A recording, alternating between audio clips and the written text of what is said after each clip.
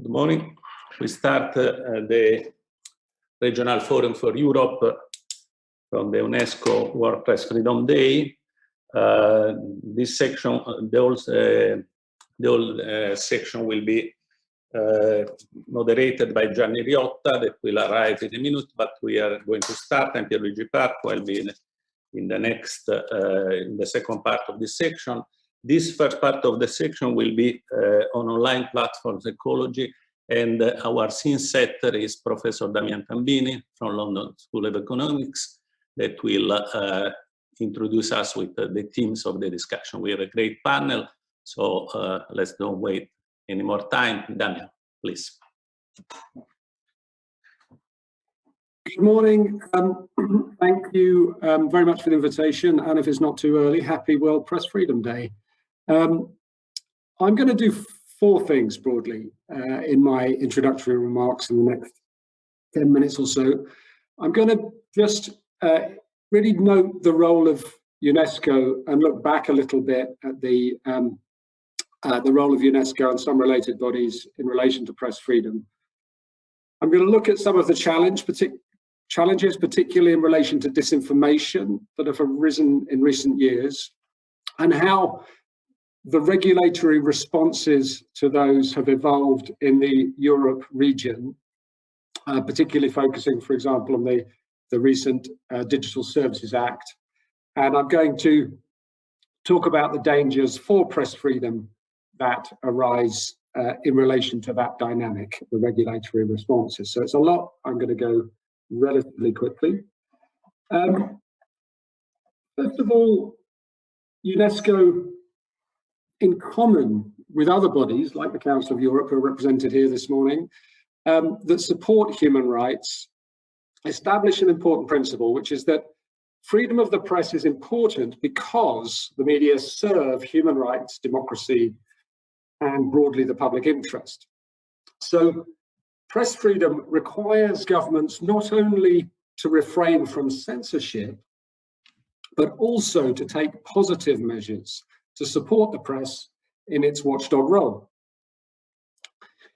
As platforms transform media and in the process undermine that watchdog function, potentially, the question about that I would focus on today is what governments should do about this, about platformization. This is becoming increasingly critical. So if we think back to how press freedom has evolved and the role of the UNESCO, we find that relevant principles and standards, such as the Windhoek Declaration, which is 30 years old, and also the Sofia Declaration, and all of the other regional declarations, which supported the role of UNESCO in relation to press freedom in terms of promoting this positive role of the press, they have in common this notion of a positive obligation on states, not only to get out of the way, but also to positively support the media.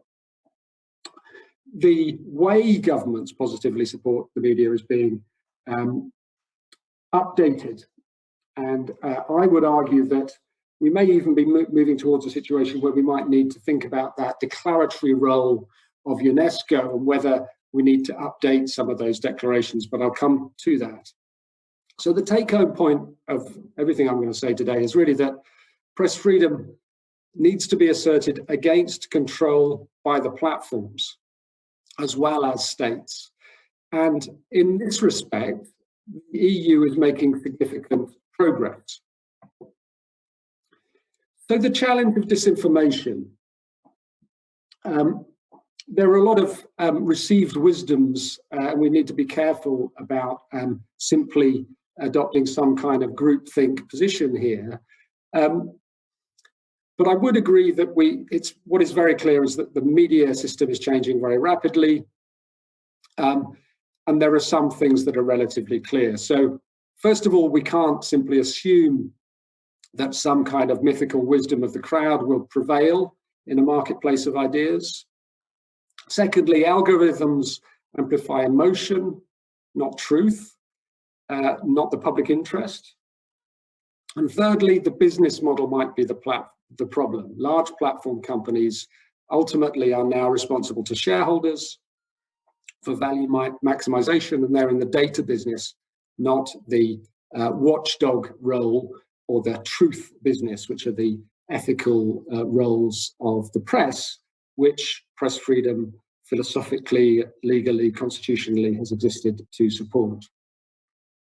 So in Europe, in the last 5 years, there has been a crisis of disinformation.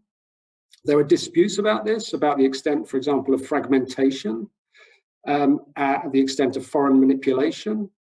But at the center, there's an agreement that there is a problem with the truth filters of democracies, the role of the press and how it relates to the role of platforms. So the Oxford Reuters study in 2020 found that globally, only 38% agreed with the statement, "I think you can trust most of the news most of the time." Only 38%. Perhaps even more strikingly, less than half agreed with the statement, "I think you can trust most of the news I use most of the time." So even when we're choosing news that we use, we don't trust that news. In Europe, several European countries, such as France, Hungary, the UK, Greece, and Italy, are among the countries where the smallest proportion, around a quarter, agree that they can trust most news most of the time. So if you look at trend data, there is a decline over time in those indicators of trust. Of course, there are other trends, and it's not all doom and gloom, but what's clear is that this is a period of fundamental shifts in political and media institutions, and this is creating problems of legitimacy for democracy. The bonds of trust in information are fraying. This is reflected in, for example, the Democracy Action Plan of the European Union and a range of new media policies. But as I mentioned at the beginning, some of the policy solutions can bring with them dangers for press freedom. So what has happened in relation to this crisis of disinformation? Some things happened very, very quickly, which is that a first wave, if you like, of self-regulation emerged. There was a development of a code of conduct on disinformation. These 2018 rules set out in a voluntary code definition of harmful disinformation and a number of commitments by the platform companies to reduce it. This was about transparency and voluntary fact-checking. There were some lines in the sand. For example, ads should be clearly labeled, anonymous posting should be possible, but bots and deliberate manipulation were not possible, according to this voluntary code. But self-regulation, of course, has very predictable weaknesses. It depends on incentives, and it doesn't really depend on common rules. Like all self-regulation, it is subject to capture and lack legitimacy. So the code did result in real improvements and real actions. We could go into those in the discussion, but there's been a reluctance or an inability, because the task is so great, for platforms to work in a timely way to reduce and remove disinformation. Making judgments about standards is difficult. Unlike, for example, intellectual property infringement, there are few economic incentives to create automatic systems of self-regulation. This is where the Digital Services Act steps in to back these self-regulatory initiatives with a legal and statutory framework, which I would argue brings with it some dangers to freedom of the press. So the Digital Services Act, which is for the moment a draft legislative framework for the whole EU, unfortunately not the UK, sets out obligations on the large gatekeeper platforms. So it formalizes those self-regulatory commitments. For example, platforms may be obliged to prioritize authoritative or authentic or public interest content. This is part of a new settlement, I would argue, with very far-reaching implications for the economic sustainability of the press and we should all watch it very closely. One of the strengths of this new EU framework is that it's driven by the value of democracy rather than simply economic growth, and it brings together competition and other regulatory tools. So this shift to complex co-regulation has a lot of dangers: transparency, legitimacy, and capture among them. We can think of it, I would argue, as a reorganization in which the press has to find a place in a wider redistribution of power over information and knowledge. The danger in all of this is what I would call, or what I do call in my forthcoming book, censorship by the blob. So an opaque tangle of understandings between states and private companies and other actors, which relates in regulation of speech. And this problem, legitimacy of this system of regulation of speech, is a key challenge, I would argue.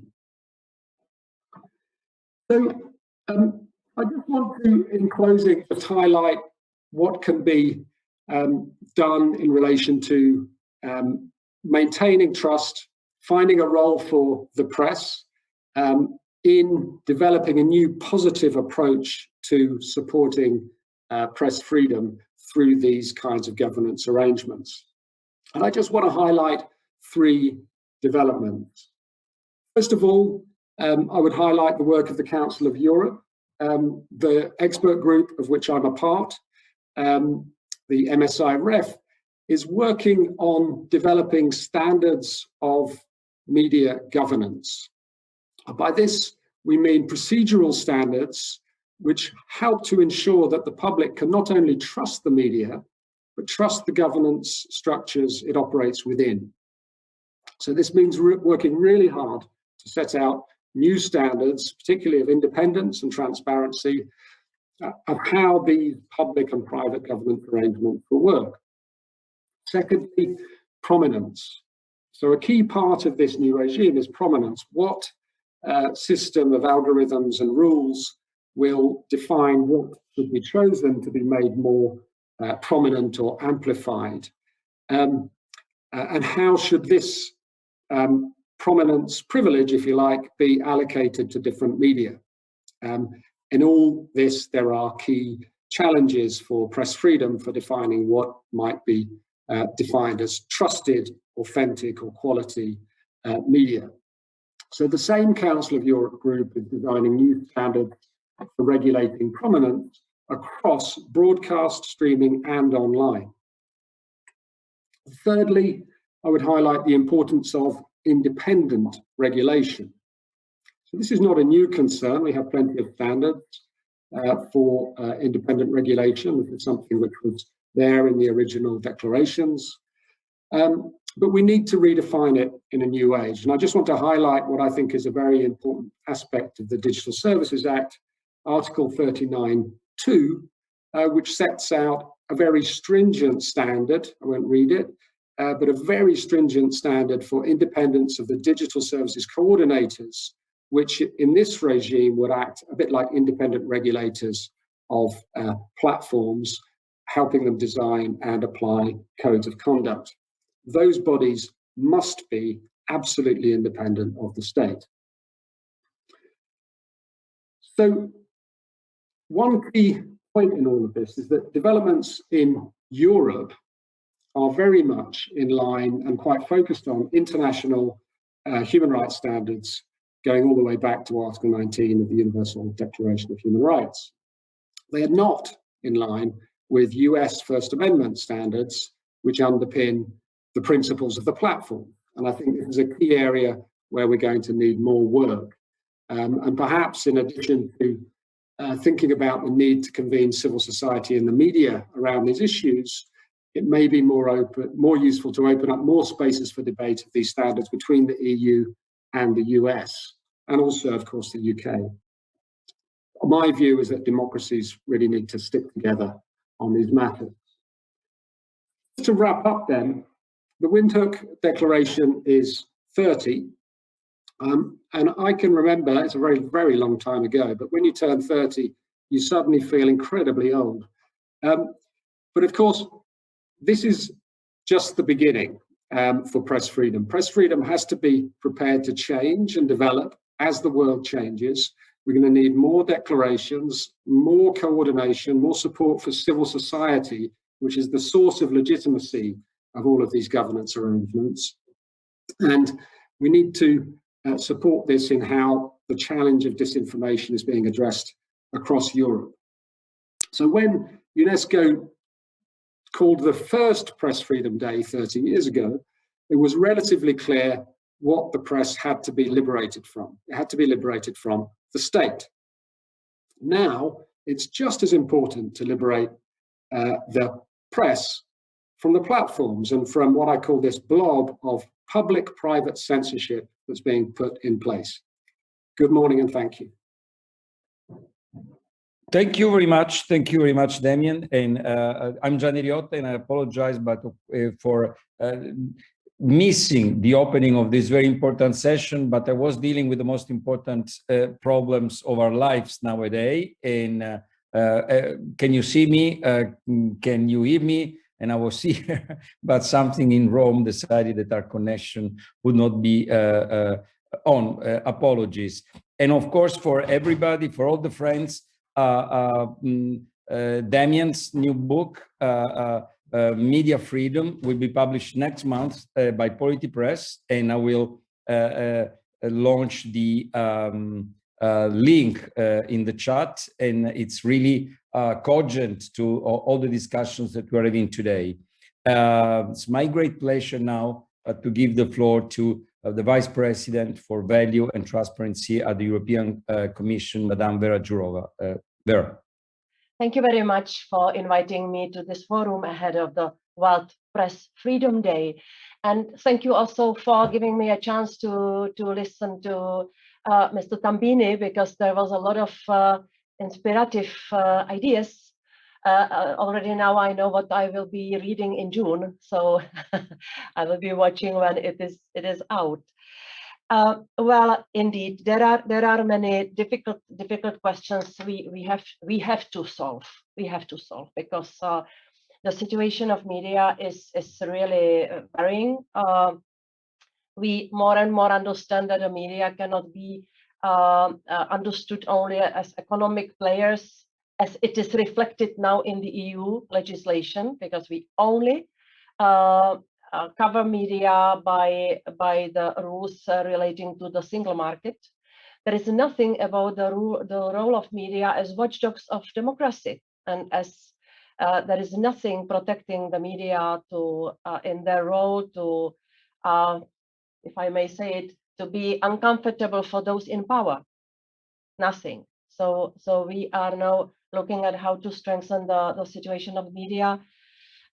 In simple words, now in COVID time, the role of media is more important than before, but the ability to do the job is more difficult than before. Yeah, so that's a paradox. Also, the crash with the online world. Well, the media are easy target for very unfair business model in the public space, because the online media, especially Google and other big systems, are just sucking 70–80% of the advertisers' money. Yeah, so the economic pressure on media is extremely high. But you probably want me to speak rather about the solutions than about the analysis, which we already heard from Mr. Tambini. So what should come now? I have to recall what Mr. Tambini said about the need to work together with the United States. Well, indeed, who if not us? Because this is the challenge for democratic world, that the online media took too big power without any responsibility, and this balance is also threatening the stability of our democratic governance system. With US, we have plans. We will have probably a summit on democracy in June. We will discuss with them how we mean it in Europe, how the regulation of digital should look like, so that to address the risks and to leave the space open without censoring the speech. This is a real challenge. And we are trying in Europe to look at the dangerous things like hate speech, other kinds of illegal content, harmful content, which is mainly disinformation. And I here make a difference between illegal and harmful. Situations like the Cambridge Analytica, situations like abusing the private data of people for political gains, especially before elections. These are our headaches, and these are the things we have to address, and we try to do so. How to regulate without regulating the speech? This is for me the main issue to be solved. When I had a debate in the European Parliament, and I guess we have Ramona Strugariu with us, so she was very much present there, and she had also her contribution there. Everybody says, or almost everybody says, we need regulation of digital space. But how far to go, and especially to what extent, and how to touch the speech, the free speech, this is, there are very diverging views. We see the same distribution of diverging views across Europe. The member states have very different and unique reactions on these matters. And we already see that in certain member states like Germany, Austria, and France, they already put in place the national laws. In other words, these countries were not willing to wait for Europe, and they decided to go their own way. I know the reasons. I will not lose time on that now because I don't want to speak 1 hour. But of course, there was statistically or evidence-based need to do something, because already the impact of hate speech and disinformation was too dangerous on the society. That's why these states decided to go forward and not to wait for the regulation on European level, and not to, they also showed impatience with our self-regulatory measures, such as code of conduct against hate speech and code of practice against disinformation. Yeah, because this is the way we are doing now, or we are going now. We have these codes, and we adopted in December first ever set of legally binding rules which are touching upon the content online. I speak here about Digital Services Act, Digital Markets Act, and European Democracy Action Plan, and the Media and Audiovisual Action Plan. I promise I will not use acronyms in my following sentences, because I don't want to encrypt what I am saying. That's horrible. We are trapped by acronyms. So for the Digital Services Act, it brings generic rules that accompany the digital environment.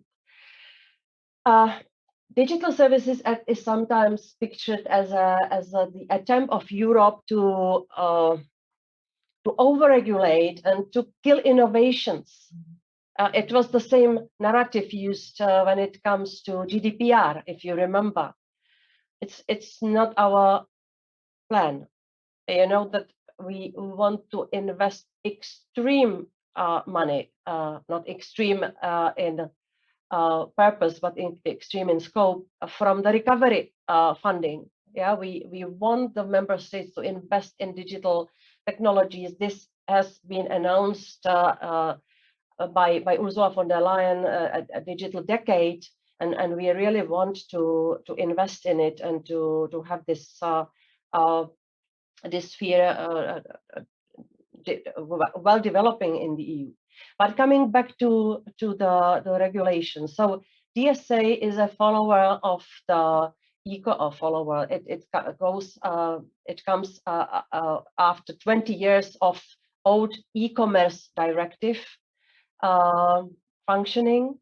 It puts stronger accountability, transparency requirements on platforms.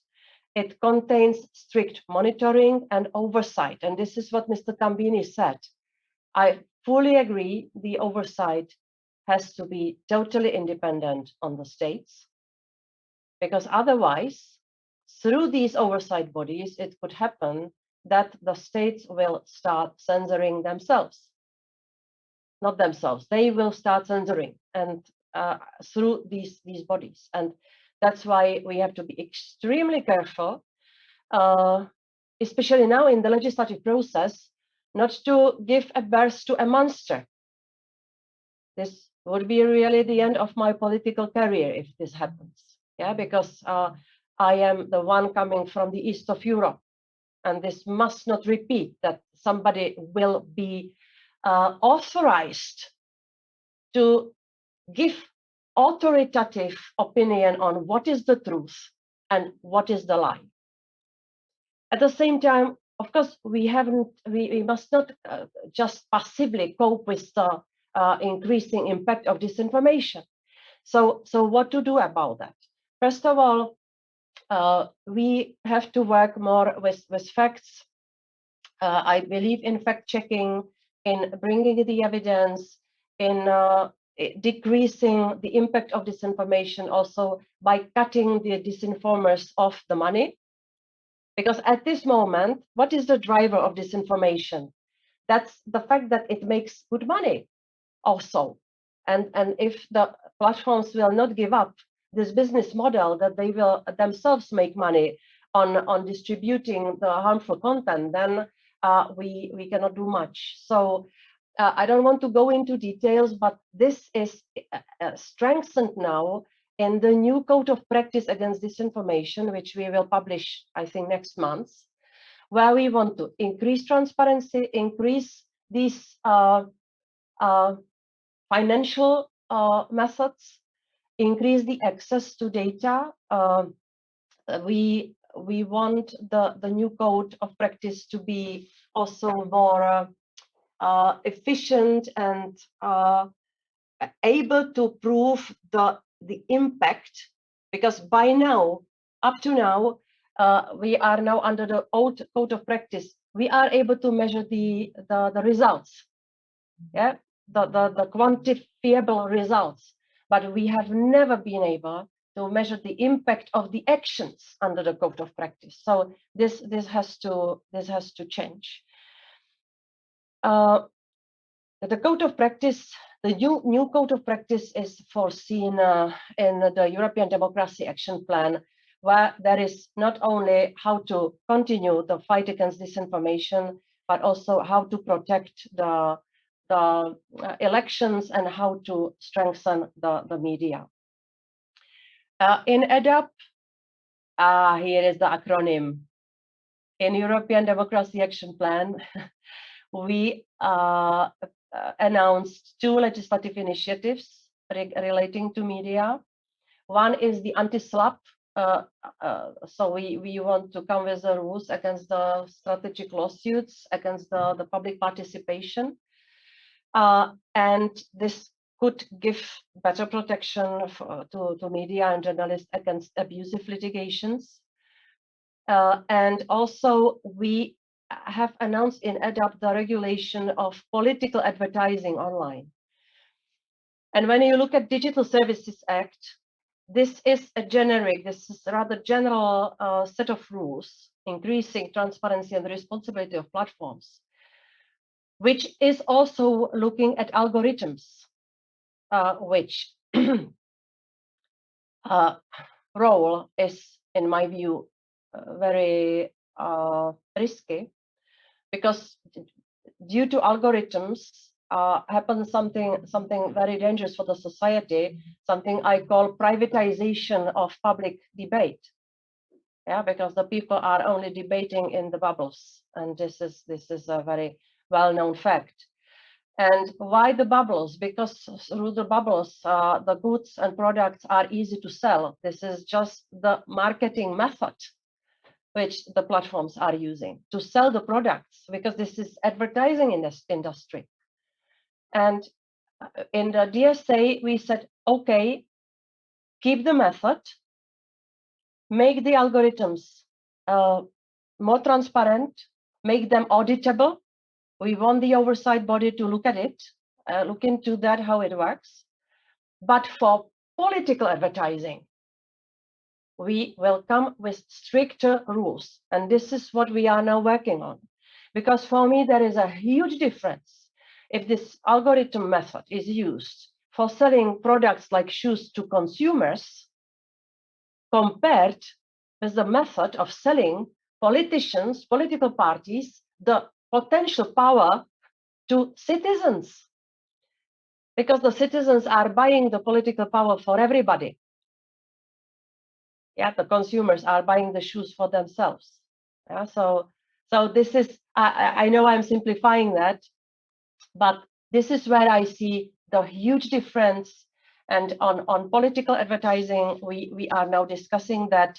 We have a lot of heated debates also inside the Commission, because we are speaking about how to define the sponsored political content, how to position ourselves towards micro-targeting, which is connected with the algorithm method. We definitely want to guarantee that the citizens will know exactly why they receive a certain ad, from whom, who stands behind that, how much has been paid for the sponsored content, and so on. We need to bring fairness, and we need to bring security into the system. We protect elections, free and fair vote. This is our value. And we must not let the dirty methods and dirty money kill this system.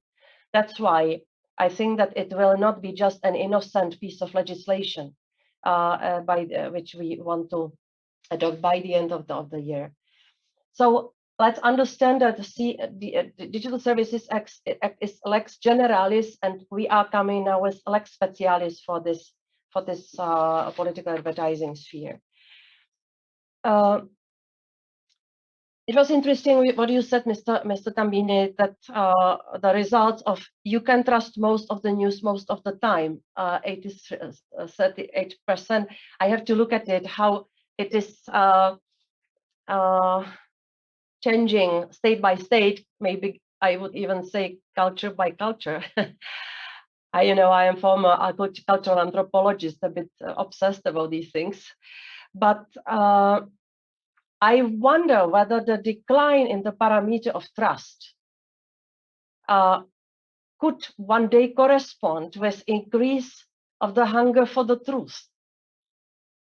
And this is what some outlets are announcing. I read some time ago an interview with the chief editor of New York Times, who said, well, we are selling now more issues because our readership of paper version is increasing, because the people are eager to have trustworthy information.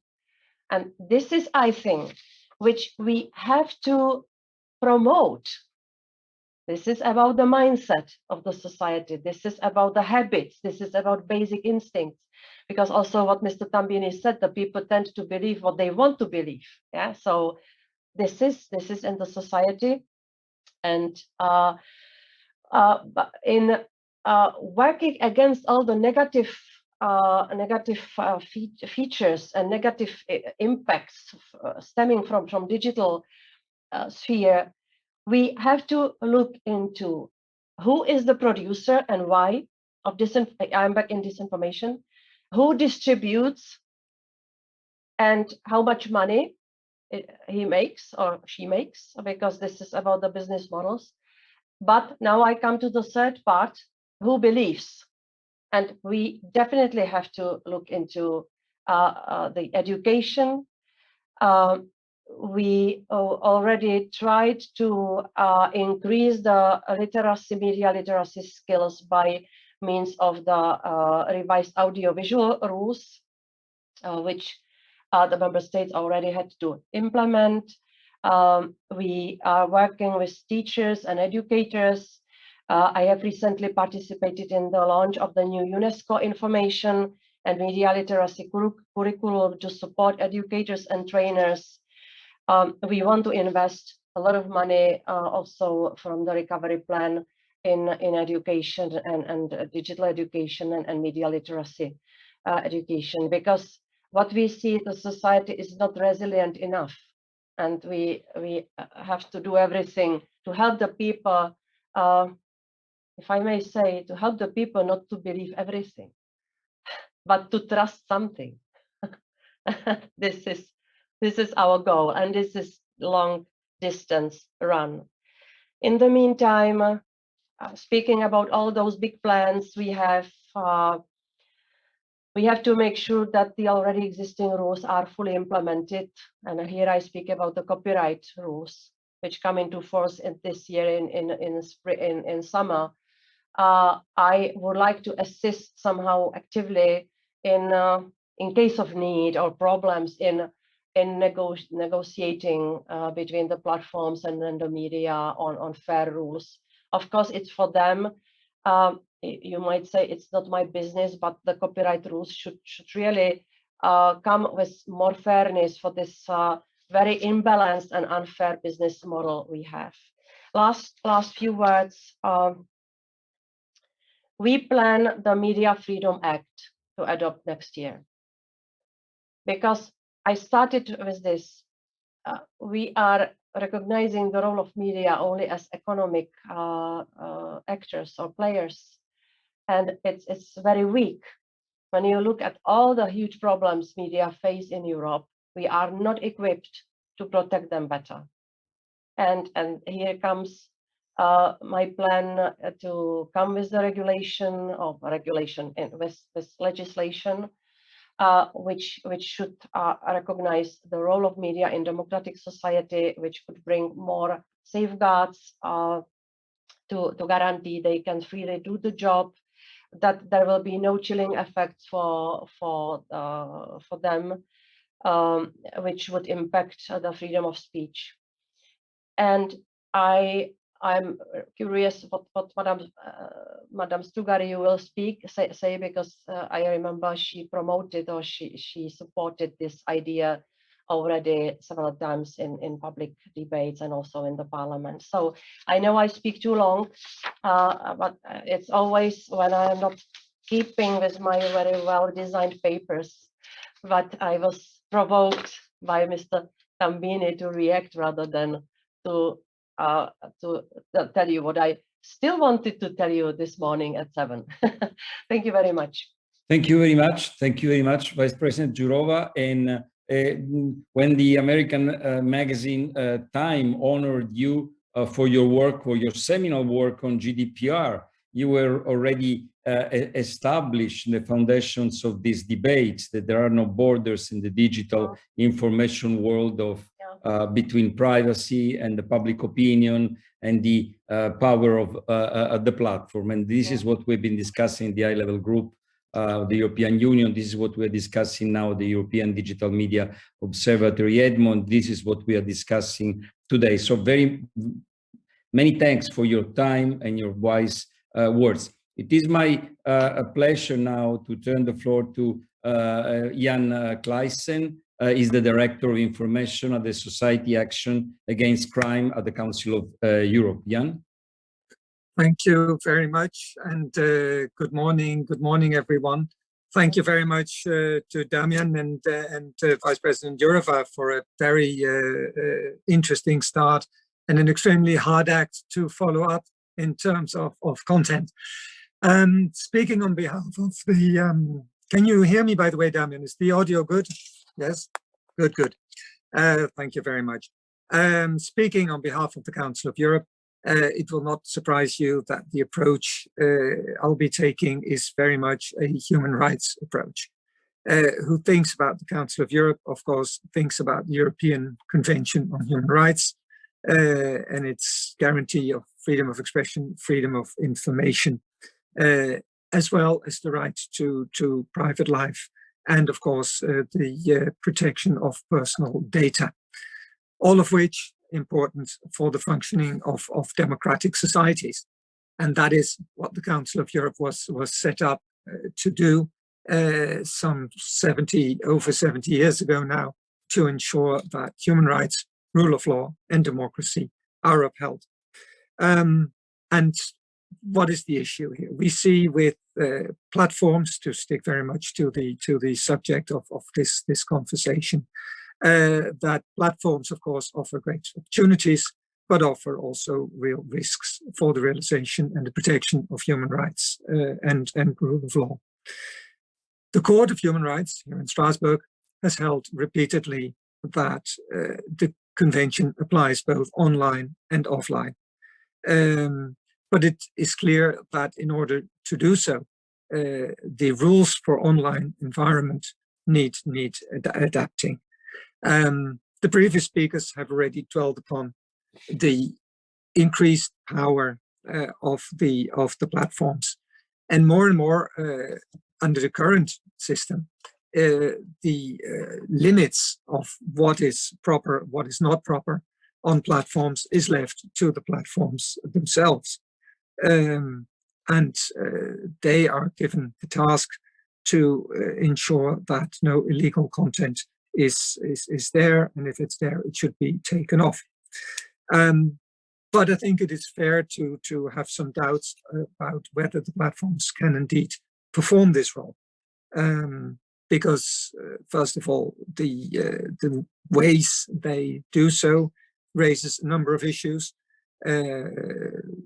Vice President Jourova mentioned the use of algorithms, of course, artificial intelligence in this respect, which raises a number of challenges about their design, their application, and of course the transparency, extremely important. Transparency also very important when it comes to human removal by humans, not to mention the human rights issues that have arisen and the concerns that have been expressed as regards the use of often low-paid staff in countries, in not very affluent societies.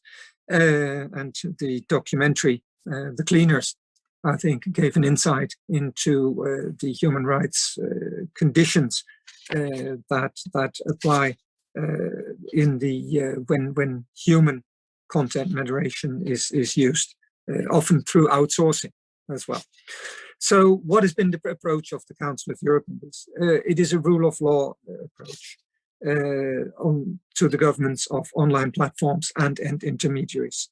A number of texts have been adopted by the Council of Europe. That is not unlike the European Union. Of course, the Council of Europe has a number of standard-setting texts or based on the European Convention on Human Rights.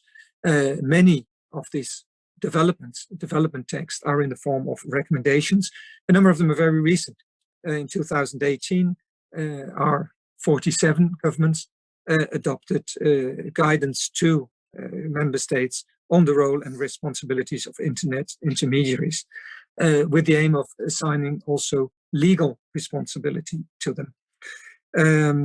And it is clear that the legal standards must be upheld, must be maintained to mitigate the risk of illegal content being spread online, and to deal with the frameworks. Now, regulation. How to ensure compliance with human rights and rule of law standards in activities of social media and other platforms. The co-regulation is the preferred future type of governance. And in addition to this co-regulation, the importance of public oversight is essential. We're convinced that public authorities should have a role in ensuring oversight in this area, on the basis, of course, of international human rights standards. And was very happy to hear also from Vice President Jourova, that the Digital Services Act, and also Damien mentioned it, the Digital Service Act takes this, also goes in this direction. It cannot be left to company boards alone. We cannot leave it alone to the private sector to have this oversight. A risk, of course, in all of this, and especially if it were left to I think also to company boards, is the chilling effect, is the excessive control on freedom of expression, and also the erring on the side of caution. If left entirely to the private sector, with also liability issues, of course, there would be a real risk that in order to avoid any possible form of incurring of having to pay, because it is about money, as was mentioned also before, that content would be removed, and that of course would have a chilling effect as well as very detrimental effect on freedom of expression. At the moment, and Damien already mentioned it, and we're very happy to have him as an eminent expert in our working groups.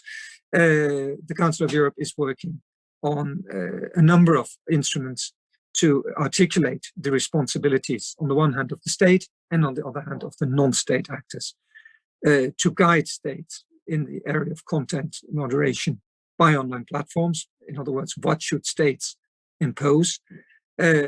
Provide also a comprehensive approach to hate speech, and how to define and how to deal with that, and more generally revisit, and as I said, it's what I said earlier, the overall concept of media and communication governance for new and assign new responsibilities. A few words, if you allow, also on how to deal with information disorder, also a theme for this morning. There again, the Council of Europe is taking a human rights approach. What are our strands? What are our priorities? First of all, to empower quality journalism, extremely important to fight information disorder. And I use specifically information disorder instead of what is often also referred to fake news, because we think the term information disorder is really more specific. Second, in addition to empowering quality journalism, is to ensure the transparency and compliance, what I already mentioned, of the online platforms application of standards and human rights standards. And thirdly, very importantly, is of course to enhance and increase media and information literacy skills in order for individuals to exercise their rights online, and being aware of privacy issues, free choices, their public participation. It is absolutely essential that people are aware of what they can do, that their skills and knowledge are sufficient to operate in the environment, in the new online environment, and therefore empowering individuals is key and will be key. We've made a few again in the recommendation, in another recommendation on media pluralism, also from 2018. We encourage states to develop legislation to promote MIL, so that it's really based on a legal obligation to promote media and information literacy, to have also national policies and implementing them together with a range of stakeholders. Very importantly, I think, since one cannot start early enough, to integrate media and information literacy in school curricula, to start at a very young age already with teaching media and information literacy. Of course, encourage the media to promote it and ensure that national regulatory authorities also have the resources and the scope for promoting this. Finally, we also very much believe in empowering individual media users and therefore to this extent we're developing a number of practical tools for enhancing individual skills and raising awareness. There are a number of important recommendations on this, which are available and which we'll make available online. Not least also an internet literacy handbook that we produced for the use of individuals. Finally, to end, a few words on the algorithms that were mentioned. Artificial intelligence is increasingly, of course, being used by governments and the private sector alone. The Council of Europe has started work on a possible legally binding instrument on this. A feasibility study was published in December, which came to the conclusion that indeed, and I fully concur with Vice President Jourova, important legal gaps exist with regard to artificial intelligence. The European Convention on Human Rights applies, other treaties applies, but there are important gaps. At the moment, a specific committee specifically established for this, which works with our 47 member states, our 5 observer states, including very prominently the United States, also Canada and Mexico, as well as some 28 companies and civil society organizations, are working to identify what could be the elements for such a future artificial intelligence instrument, possibly the world's first artificial intelligence treaty. And we hope that the standards that we will thus establish will also be applicable to the issues we are discussing today. I thank you very much for your attention and look forward to the rest of the discussion. Thank you.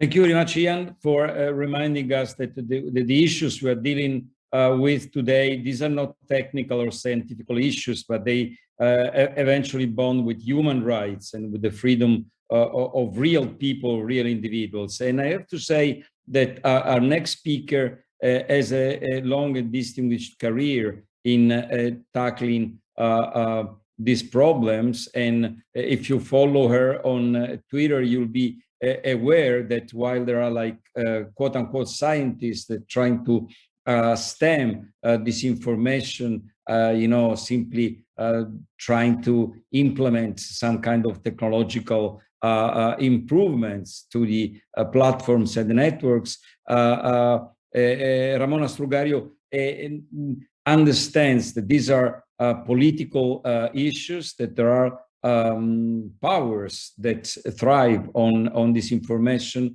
And so this is really a great honor, Ramona, to give the floor to you.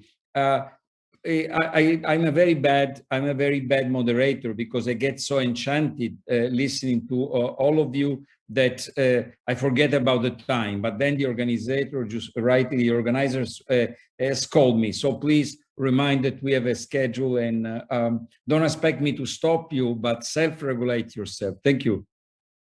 Thank you very much. Thank you, Giovanni. And I'm honored by this invitation and by the presence of such dedicated people to media freedom. This is so important. I promise I will try to be brief, but nevertheless pass on some ideas. And I would like to particularly thank to Commissioner Jourova. We have worked together for quite some time now, but I must say that I have rarely seen a commissioner who, first of all, fully understands the field, the dangers, the challenges, the threats, and then with such a respect for media freedom. And I am truly grateful for that, because there are very few people nowadays, be it politicians, officials, agents of change, basically, who understand the role of media freedom, the importance it has. I truly believe it is the fourth pillar to guarantee separation of powers and democracy in a state. I do believe it. And if it doesn't function properly, this fourth pillar could turn into a real threat to democracy and the balance of powers in a state. Now, a few words about disinformation and hate speech, and then I will move to this dear topic that is tackling disinformation through media freedom, through media literacy, and through education.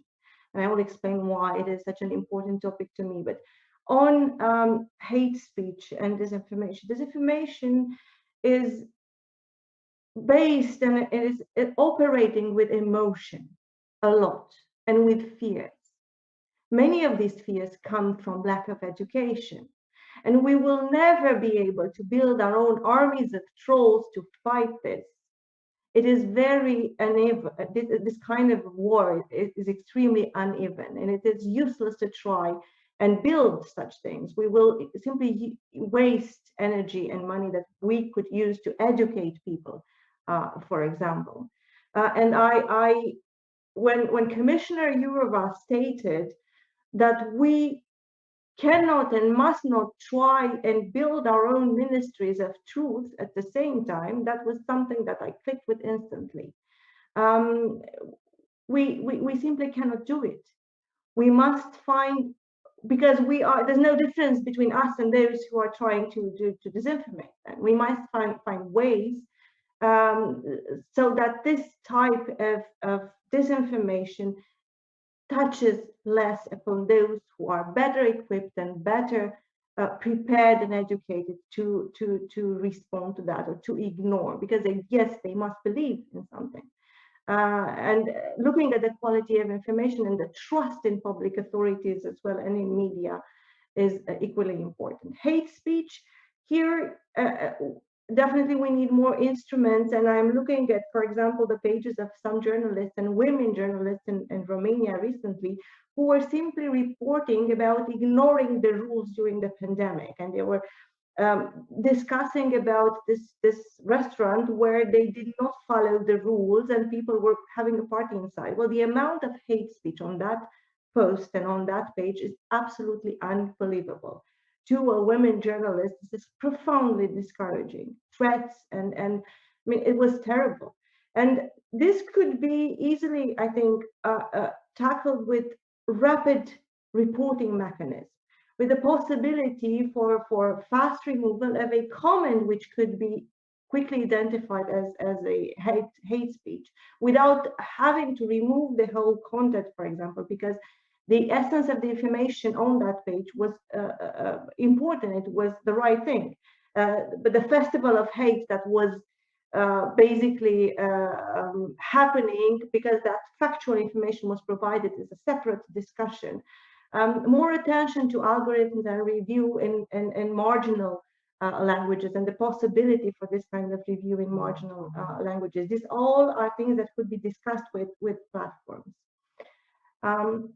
And now moving to media literacy and education. I think literally media literacy now in the 21st century plays a similar role to literacy at the beginning of the last century. And it is indispensable simply because telling people who believe in the claims of fake news that this information is false will not help or change much. It will not happen.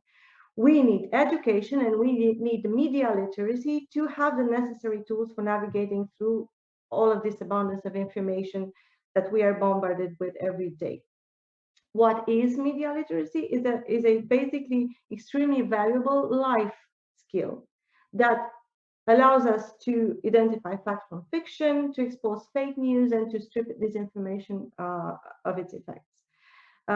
And I fully agree with the representative of the Council of Europe stating that this life skill needs to be taught from a very early stage.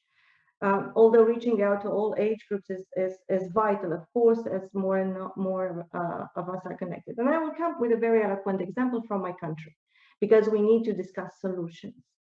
A handful of people started this project in 2017. They are called the Center for Independent Journalists.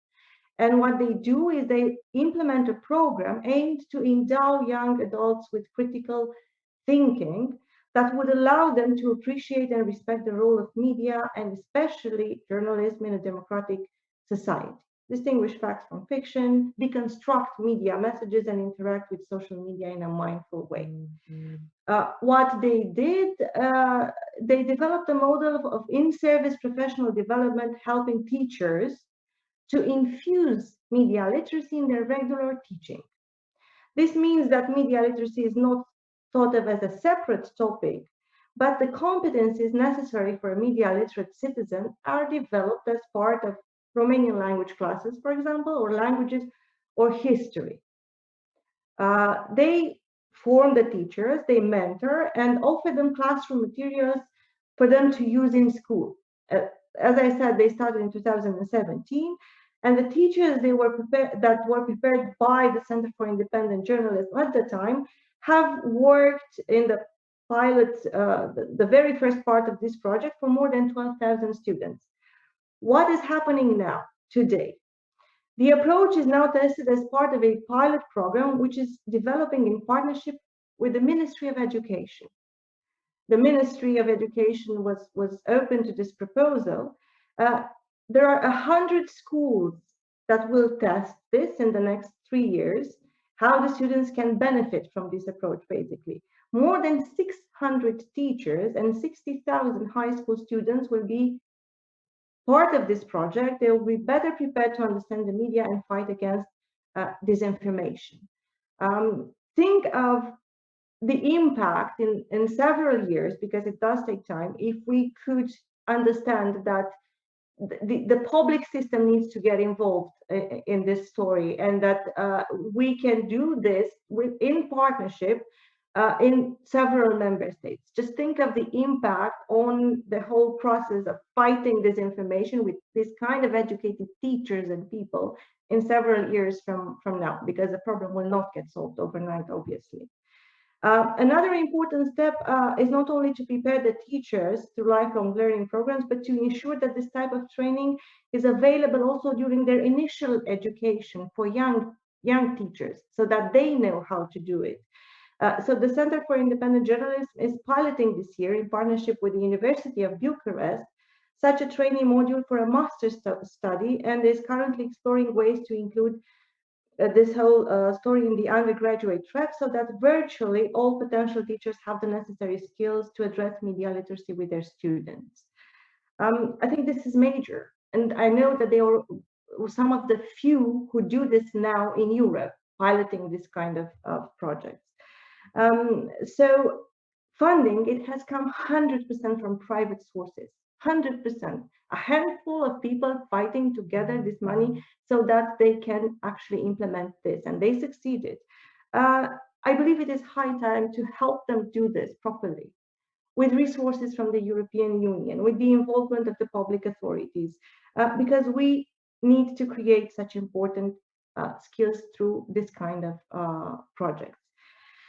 So I truly insist that despite all of the complicated times, that despite all of the discouraging impacts that disinformation might have in one situation or another, we continue the good fight and keep up this work.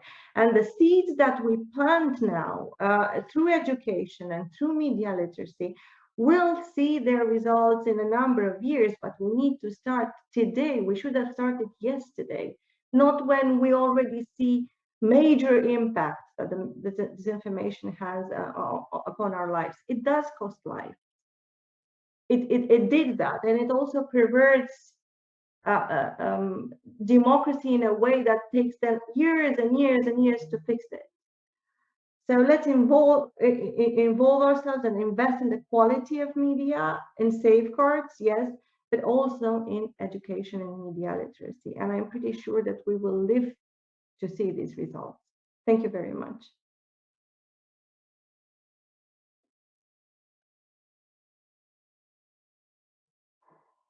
Thanks very much, Ramona, for your intervention and for stressing that we can do things. We can work on media literacy, we can work on critical thinking, and that if we have enemies in these fights, we also have friends, and we can react. And thanks for what you have been doing all these years.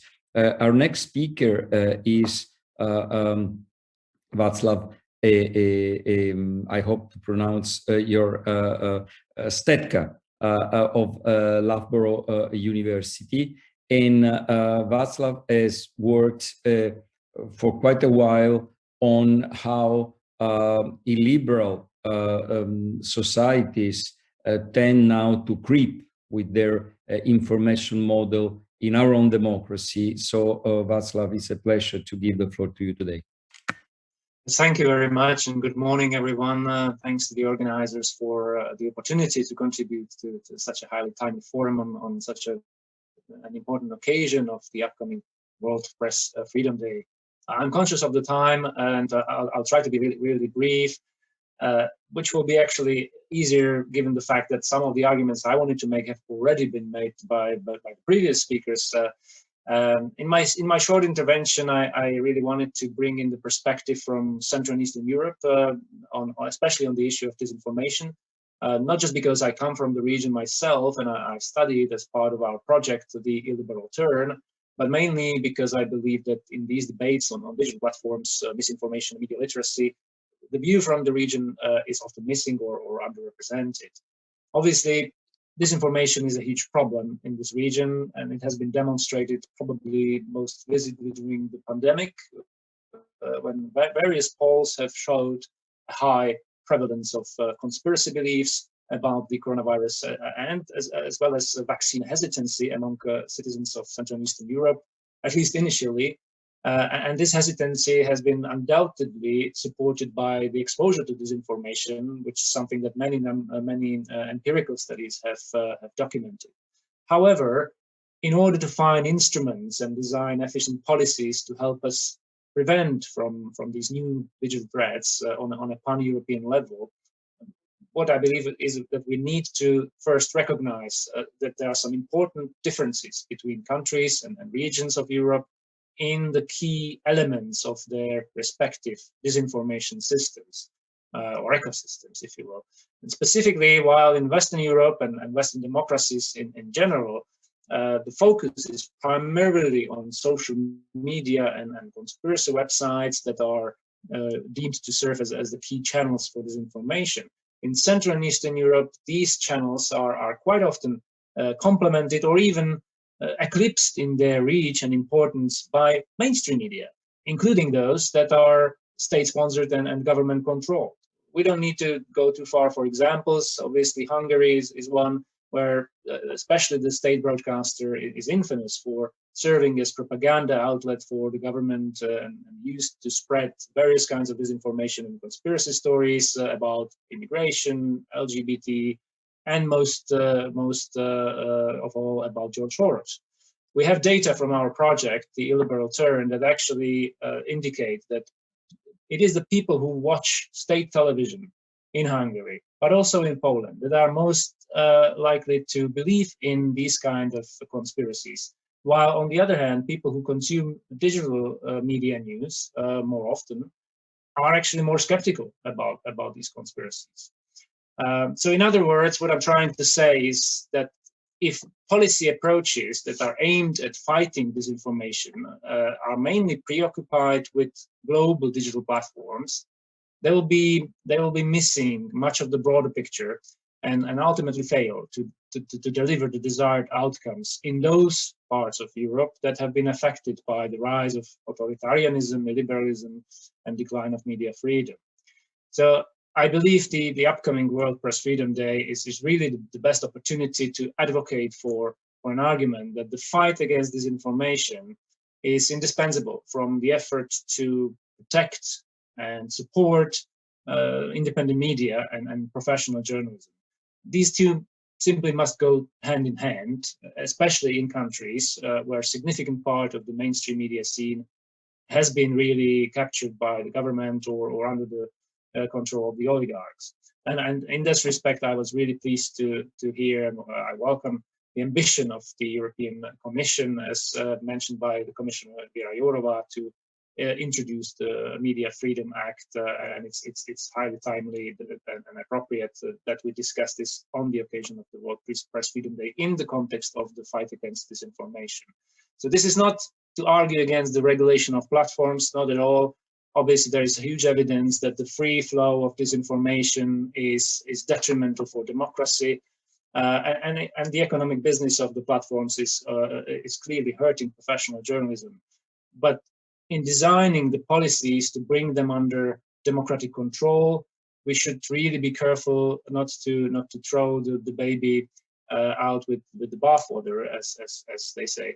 The key word here is democratic, and if we cannot sort of guarantee that the control will indeed be a democratic one, there is a risk that such policies might do more harm than good, especially in the hands of the increasingly illiberal governments that have already shown a great appetite for restricting media freedom and civil liberties under the guise of the pandemic. So here, this is where I will finish my remarks, and I will look forward to Q&A. Thanks very much. But thanks very much, Václav. And now I'm trying to wrap up very quickly, because I owe it to the friends in the next panel not to undercut their own time. So I say, if we have a few questions, no more than a couple, I'd say, and you can make them briefly, and then we'll start gathering them. Anybody?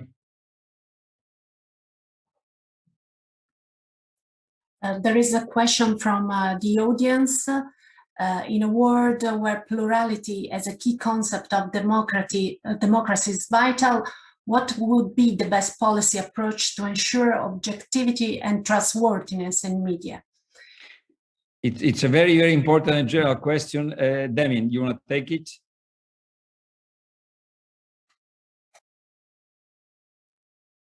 I think one of the points of agreement among the panel, and there are numerous points of agreement on these issues, but I think coming through very strongly is that there's a need for an active, positive set of policies to deal with the problem of disinformation at the platform level, but also to support independent, sustainable journalism. But I think if you're looking for a kind of a formula or a key point, I think the main thing is that, as Václav just said, is that framework must be democratic in that it involves the public, is fully transparent, and that the regulatory framework itself, the governance, is trusted, is not only trusted, but is worthy of that trust, because it's based on really genuinely the public interest rather than the interests of power more generally, or those who happen to be in power at this time. Thank you, Damien. And since it was a very general question, and since you gave a exhaustive answer, I'd say that we could pass thanking Vice President Jourova and all of you friends. I would pass to our second panel, because honestly, I don't want to too much undercutting it. And in terms of for the sake of time, I will renounce my own introduction to the second panel, the economic challenge of information in Europe, simply to give some kind of connection of chain links between our first hour of work and our second part of the day on World Freedom Day. I simply want to say that we started thinking 10, 15 years ago that the problems was the crisis of journalism. And of course, since this was the craft of my dad, of my brother, of my daughter, and for my entire life, I mourned that. But we quickly realized that the troubles that the professional world of journalism had were very little or very insignificant vis-a-vis the crisis of legitimacy that our open societies and our democracies were suffering. There is no country in the West, Europe, the United States, that has not violently suffered in the past few years due to the lack of trust, the increasing bitterness in our communities, and the organized and weaponized spread of disinformation. Very often scholars tend to discuss and to study and research disinformation as it was some kind of natural phenomenon, a cosmology or gravitation or some sort of physical theory. Disinformation is a very political and cultural phenomenon. It would not exist if it wasn't for human activity. There are people that produce disinformations, and there are communities that consume it. Of course, social media platforms have spread the disinformation with a capillarity that wasn't there in the past, but it would be naive to think that if we could ban social media by platforms or regulate the platforms thoroughly, by miracle, trust would be restored to our societies. It is something that has deep cultural roots, and we are now trying to fight it, but pretty much we are in the condition of a traditional regular army fighting a swarm of guerrilla fighters. Europe has rules. President Biden in the United States now tries to have rules as well, but very often established rules are easily circumvented by an ever-changing network of disinformation. So we have to go to the root of the problem and rebuild trust, and this will both Vice President Jourova and other speakers have addressed this problem, and we'll see what kind of solutions and what kind of ideas we can gather today. Pierluigi Parcu has been one of the engine of this discussion today, and a good friend. And Pierluigi, the floor is yours. Thank you, Gianni, and thank you to UNESCO for having asked the Center for Media Pluralism and Media Freedom to organize this European debate. I will concentrate on the economic challenge of information in Europe. That's my role for this discussion. Let me say that we should start from a question. If information is a public good, how to finance it? That's the question to which we have to answer. And let me say that clearly the economic threat to news media is a threat of disinformation, of many things that we have already discussed, but it's also a threat about the sustainability of the media, of journalism, of this of quality information. In theory, media pluralism and diversity could have benefited from the technological paradigm change, easier distribution, lower cost, and so on. But that's not what we are saying. What we are saying is that from the demand side, information is vulnerable to disinformation, as was discussed, and from the supply side, there is a terrible decline of advertising revenue and willingness to pay for the news. Both risks are built somehow in the working of the platform business model. I will stop on this for a second. Media were sustained, traditional media were sustained by a sort of analogic platform model. They would put together advertisers and audience, and somehow this would contribute to finance the media working. This new platform business model is much more sophisticated and complex. We know that there are gigantic network effects. I don't enter on this. We know that there are extreme economies of scale, and that's the second element. But then there is something specific that attacks the former traditional model. That is the fact that there is a personal data exploitation that allows micro-target advertising, and this is the winning chart, the winning way to put to create an incredible flow of advertising money for the media. By the way, this micro-targeting advertising model is extremely profitable. There is a very interesting estimation by the Italian media authority about the average revenue per user for single user in Italy. A platform gets about 6 times the average revenue per user than a normal media. 6 times in revenue, then in profit, because of the taxation effect that we know is very favorable to platform, this 6 times is even much larger. If we look at the ranking of the first 20 companies ranked for advertising revenue in digital platforms, there is no media. I have a slide that could show this ranking if they put it on. Let me say that there is no media. The first is Google with above 100 billions of dollars. Then you see Facebook, Alibaba, Instagram, Amazon, Tencent, YouTube. YouTube and Google are the same thing. Facebook and Instagram are the same thing. But just to understand, Baidu, Microsoft, no European companies, let's mention this, no media company. The first, in the chart, there is no media company at all. The first company that could be in this chart probably is the New York Times, that is below 400 million. The last one here is around above 5 billion.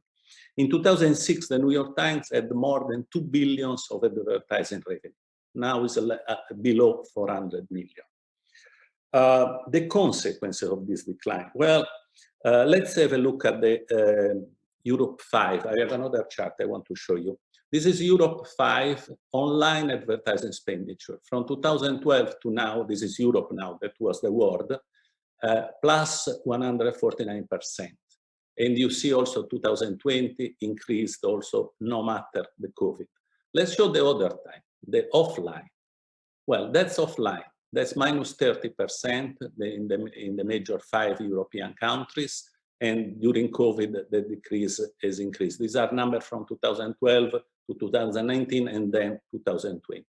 So this is what we are seeing, a very strong decline.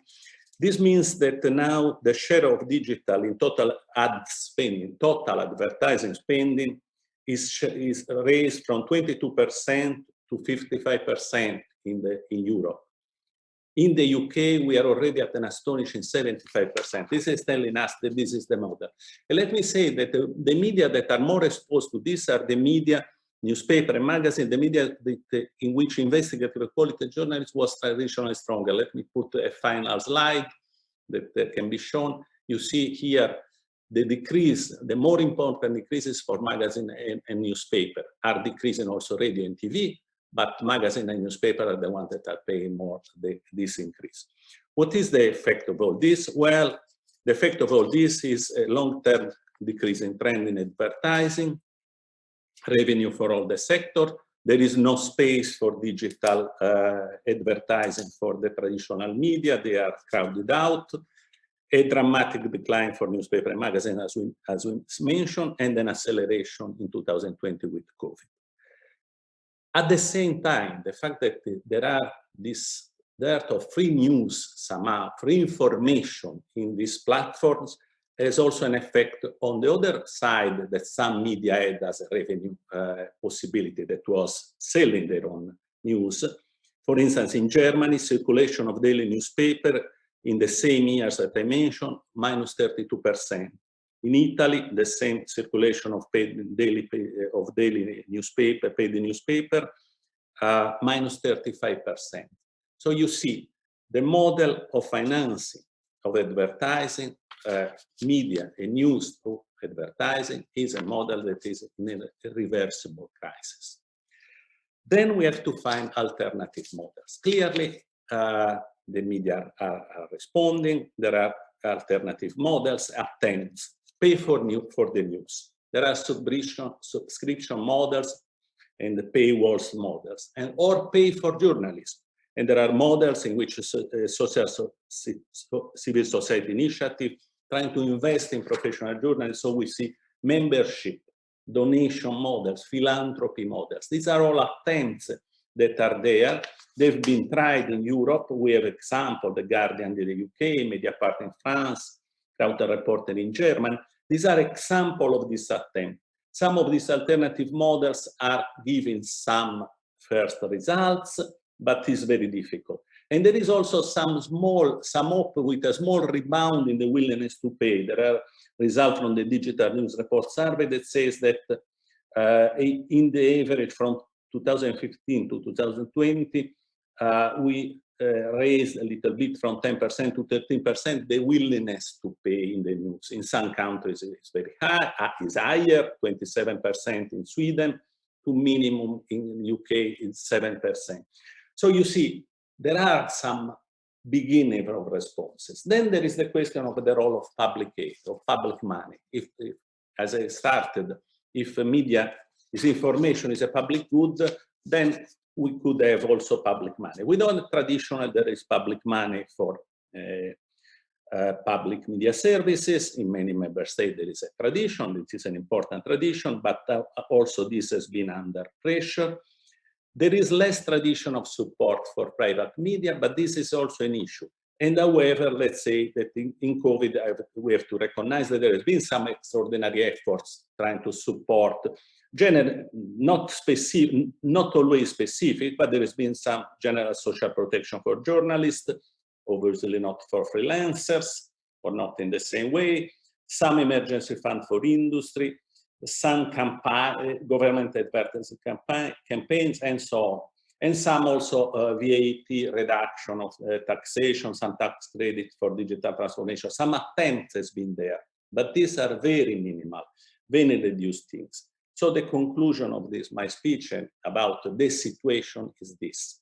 We have an irreversible crisis of the standard advertising-based business model of the media. We have a common risk in the public subsidy as usual. And the risk is this: they are not enough, and they are also, as we know, risky, because if we go as business as usual, with public money, there is also the risk of public political influence. So we also risk to have, from one side, the market failure, and from the other side, the state failure, if they are not careful from this risk.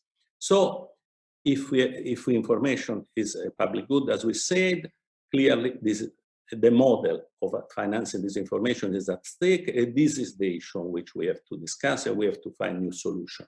I think that the solution should be a combination of alternative business models, of public money, but all with attention to the issue of sustaining diversity and media pluralism. Markets, states, and civil society have to find a new equilibrium in sustaining the future of quality information in Europe. And that's our goal, and it's the starting for this discussion. Thank you.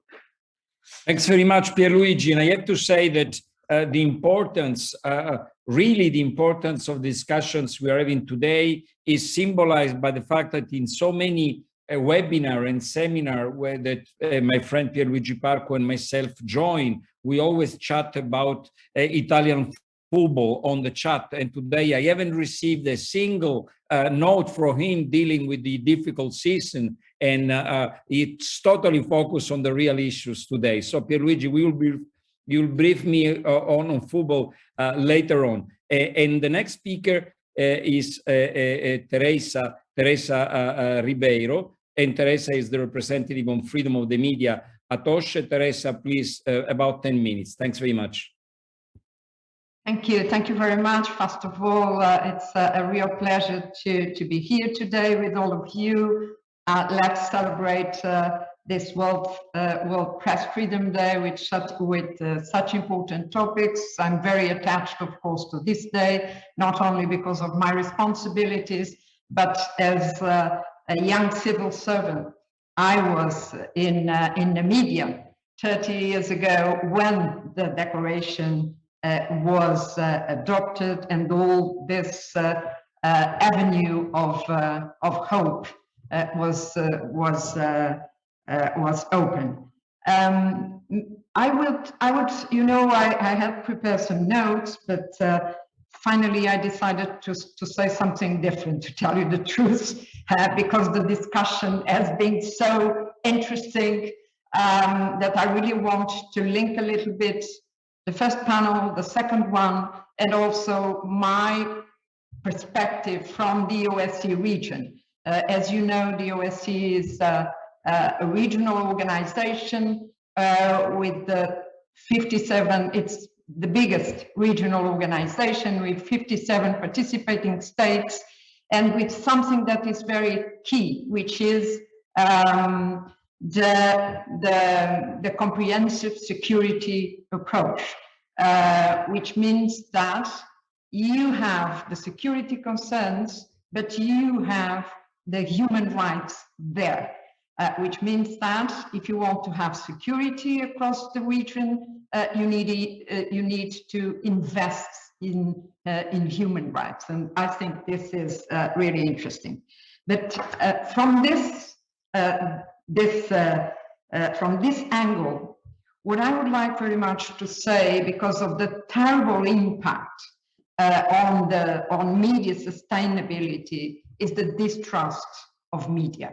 And to tell you the truth, this is the biggest trend I have witnessed since I'm here, which happened to be 2.5 months ago. And once you have this distrust of media, this has a terrible impact on safety of journalists.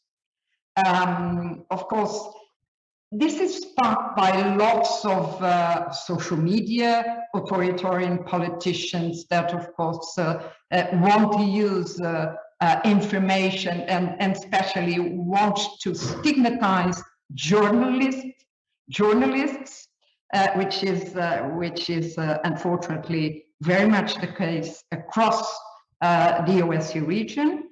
It has also an impact on the physical safety, but also on the downgrading of the profession, and this is very important. And giving the public the idea that you have free information. Why should you pay for it? You have it for free. You don't need to buy quality information. And this is terrible. And of course, it really undermines all the media in their sustainability, in their financial sustainability, apart from the terrible consequences on the impact on the safety of journalists. And we can see, and this is a new phenomenon, we can see in the demonstrations, and it was very much sparked by the COVID, in the demonstrations, it's of course sometimes the police, but it's more the demonstrators there that are attacking the journalists. And this is really concerning. At the same time, and I think this is very important, and Václav Stetka pointed it out, is no solution fits all.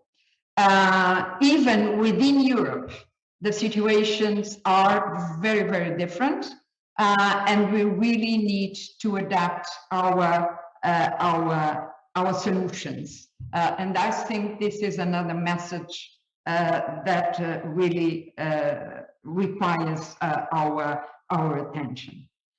Of course, build resilient society is very important, and for that we need to invest in fact-checking, in media literacy, and in democracy, in citizenship, which is very important, and this from the very early age.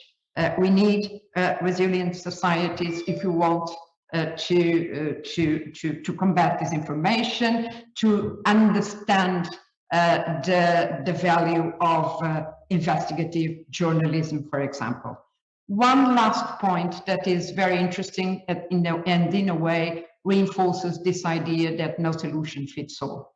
Last week, I was visiting one of the participating states, and what was interesting, he was telling me, he was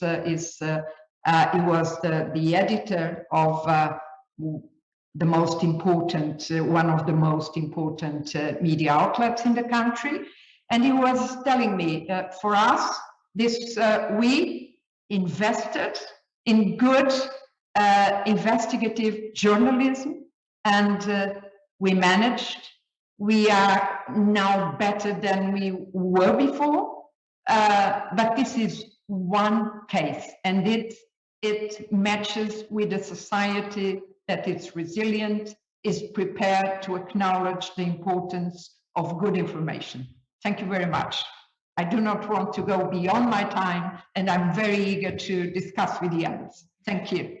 Teresa Ribeiro, thanks for your timing, and thanks for raising a very important, if painful, topic that, of course, mainstream media and should be a tool in fighting disinformation and working on critical thinking. At the same time, there is very little trust in the reporter, in the editor, in the traditional journalist, and this we have to be aware of this. So the next speaker, Renate Schroeder, is the perfect speaker. She's at the European Federation of Journalists, trying to address that issue, and I'm very glad to give the floor to her, Renate, because either I am the oldest living European journalist, or I am the oldest still in activity. You pick. Thank you, Giovanni. I'm sure you're not the oldest one, because it's now the pensioners who do the work, because they don't need to be paid anymore. Anyway, thank you very much for having been invited to discuss with you the urgent challenge on how to sustain journalism. We could call it public interest journalism or ethical journalism in such a dramatically changing digital media ecosystem. The EFJ motto, and as you see behind, is journalism as a public good. We are therefore very happy that UNESCO has chosen information as a public good for this year's UNESCO World Press Freedom Day. Indeed, the pandemic has shown how professionally verified information, facts, and journalism can save human lives and much more. On behalf of the EFJ, I wish to focus on what can be done to secure long-term financial sustainability of journalism. And excuse me, Pierluigi, I may repeat some of your wise words we have just said. Being well aware, and here I repeat Teresa, that there is no one-fits-all solution, and that a holistic approach indeed is needed. Good and ethical journalism can only strive when it is better and louder often than its critics. And this demands, we all know, resources, investment in staff and technology, innovation, it's a buzzword these days, training, and ever more protection from undue interference. Media viability is combining sustainable journalism with innovative, inclusive, engaging storytelling, helping to create trust, another buzzword said already. And of course, audience engagement must be supported by media literacy campaigns. The news media sector faces market failure, and we have seen it, and urgently needs new funding models. A mix indeed of private, public interest, as well as increased direct and indirect public support, fully taking account the respect for editorial independence. The arm's length principle must be guaranteed within fully transparent and appropriate structures, and I do believe that this is possible. It seems today the greatest threat to media diversity, however, is posed by economic uncertainty, in particular at local level. Let me give you, given the time that's running by, six practical suggestions what should be done in this difficult situation. Number one, give financial support that includes customized training specifically to freelancers, to local media and digital startups. They have been the ones hit most by the pandemic. Second, do not decrease, but sustain national funding for independent public service media. And I'm sure Nicola will tell us why. 3, research and support innovative mix of funding, including non-profit foundations. Our research has shown that non-profit increasingly are supporting independent journalism and media, and tax reductions and other support mechanisms help their financial sustainability. For example, the recently set up Public Interest News Foundation in the UK recommend that a new charity should be set up to raise funding and provide additional support through coaching, mentoring, and networking, allowing news providers to focus on what they do best, and that is journalism. Because there are many entrepreneurial journalists at the moment picking up, but we see that for journalists, it's very difficult to deal with the solely entrepreneurial part. 4, support, of course, for investigative journalism. States should consider, in close cooperation with journalist organizations and relevant civil society organizations, the establishment of national funds, of grants, or other targeted assistance to investigative journalism. We have some good practice in the Netherlands, in Belgium, and of course in the Nordic countries. 5, set up EU and national news innovation funds to support new approaches to news gathering, specifically at local, at community level, including hyper-local journalism. It's also a new trend. These funds could be sustained through a tax on targeted online ads, we just heard before, where the money is going on online platforms. And last but not least, recognize journalists' authors' rights and fair remuneration and copyright, which has also been raised by the Commissioner. Our research shows there is a plethora of new models, be they slow journalism, cooperative, cross-border, hyper-local, podcast, borderless journalism, you name them. And alternative funding streams are powerful weapons in defense of public interest journalism. And as a final note, we have had a few workshops on new digital journalism models and startups in recent years, and a rather optimistic atmosphere among journalists actually prevailed. Journalists become or want to become active storytellers, using new business opportunities in reviving a sense of journalism as a public good and escaping self-censorship, which is, as you all know, prevailing too much in media today. The problem, however, is they're not escaping the ever more precarious economical conditions. We do need a sort of Marshall Plan for the information news sector in Europe if we wish to restore a healthy media sector. And I recall what stood in the Sofia Declaration 24 years ago, and I quote, "The World Bank, the European Bank for Reconstruction and Development, intergovernmental organizations and donor agencies concerned should work together to establish an independent media loan fund." 24 years later, I think this is more urgent than ever. Thank you very much. Thank you very much, and Renate. And we have like 20 minutes, half an hour for our work, and it's now Maria Saduskaya-Komlach with the Free Press Unlimited. Maria. Thank you very much, Giovanni, and I'm grateful for everyone who spoke before me because you already told half of my points, so I hope to be on time. We spoke about the receiving side, the audiences and media literacy. We spoke about the governments and third parties who are trying to act with information distortion or disinformation. And Renata right now spoke very passionately and very up to date and up to the point about the journalists. I would like to share with you what we hear every day from media outlets and media practitioners with whom we work in half of the Council of Europe members and a dozen more countries all around the world, including my home Belarus, which is not a member of Council of Europe, but member of OSCE.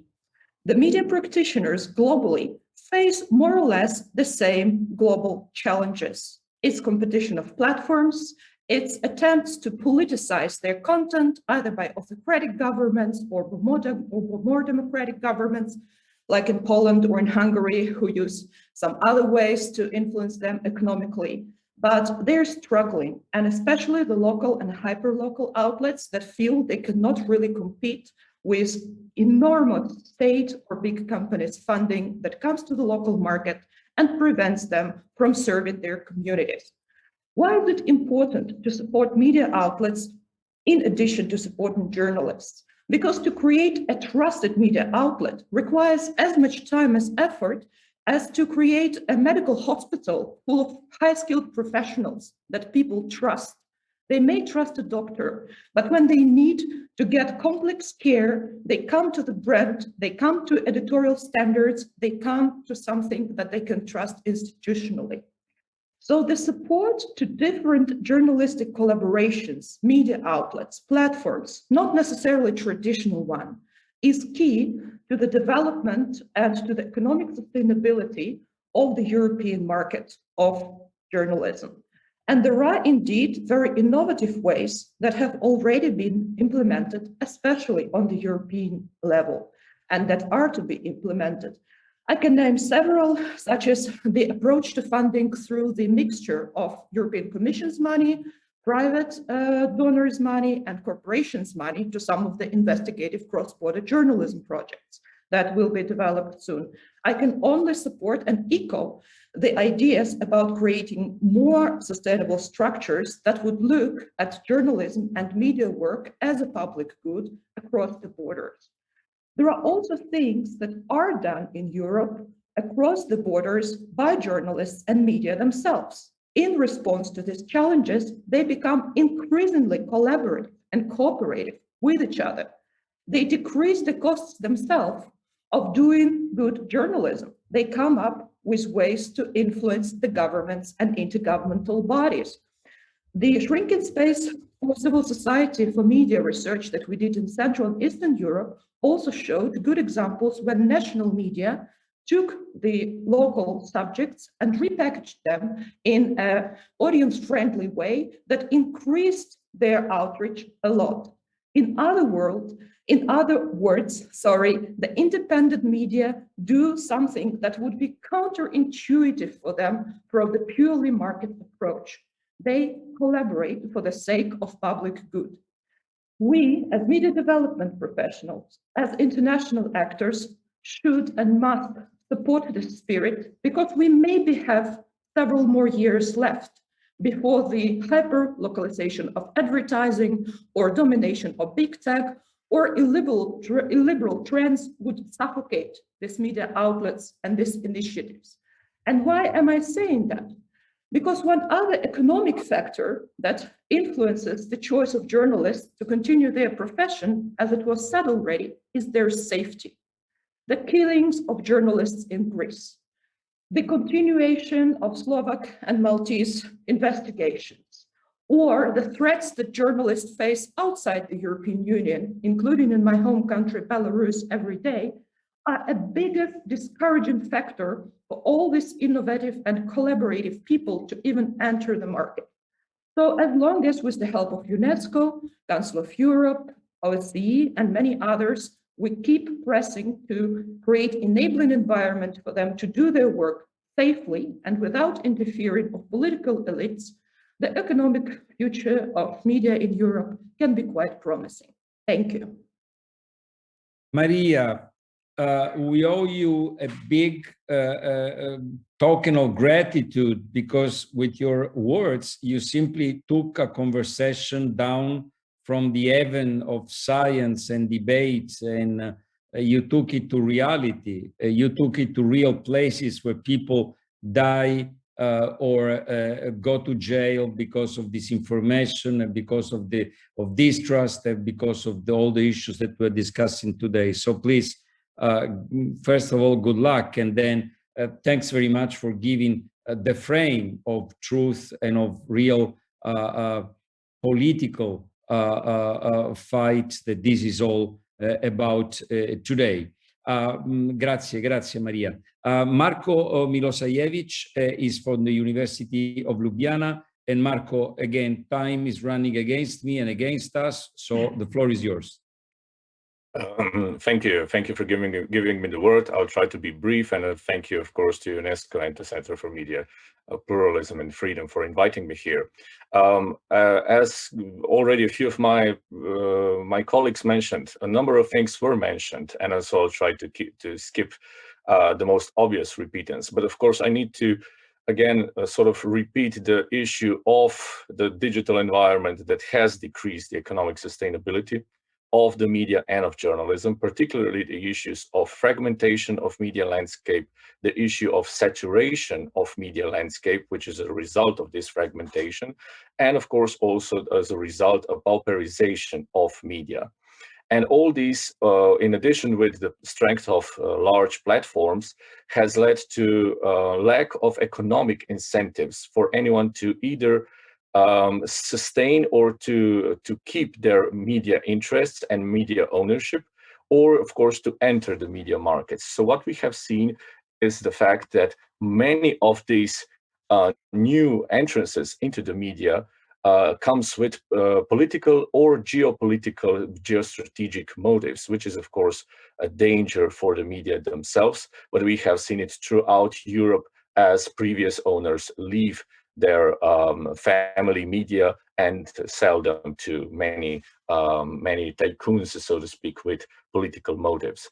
The issue is particularly harsh in Central and Eastern Europe, where I come from. I'm from Slovenia, and we have seen a sort of a new Iron Curtain, I'm calling it, being raised in a number of countries which are fighting against the rule of law, in a way fighting against European institutions, European Union and European Commission, European Parliament, and so on, and trying to establish a sort of a new world order, or at least new Eastern European order, that would significantly decrease the strength and independence of the media. Now, this is particularly problematic because already we have economic issues in Central and Eastern Europe, because it is still an area with relatively weak or weaker GDP compared to Western and Northern Europe. It is an area of many small national markets with a small population that already decreases the economic sustainability. And in addition to that, many of them have very small national languages, which means that their content cannot be actually exported to other areas.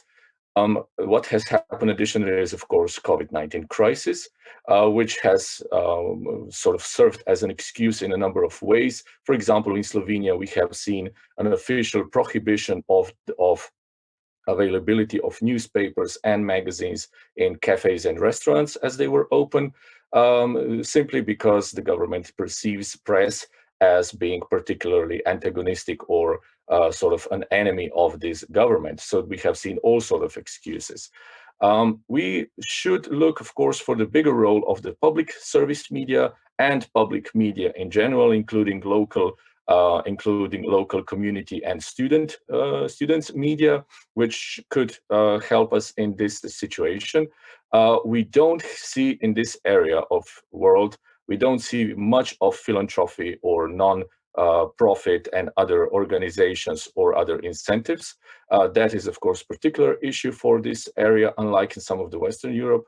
And what we have particularly seen is a sort of reverse of the policy, which is going back or rather reversing from the laissez-faire policy from the 90s and 2000s back to the significant role of the state, as particularly problematic in these countries, where we see intrusion of politics in the media, also from the economic aspect, not just in terms of state advertising, but also recently, for example, in terms of state-owned and controlled telecoms, simply preventing critical TV stations from being broadcasted in their cable networks. We have seen such a situation in Serbia. We have seen such a situation in Croatia.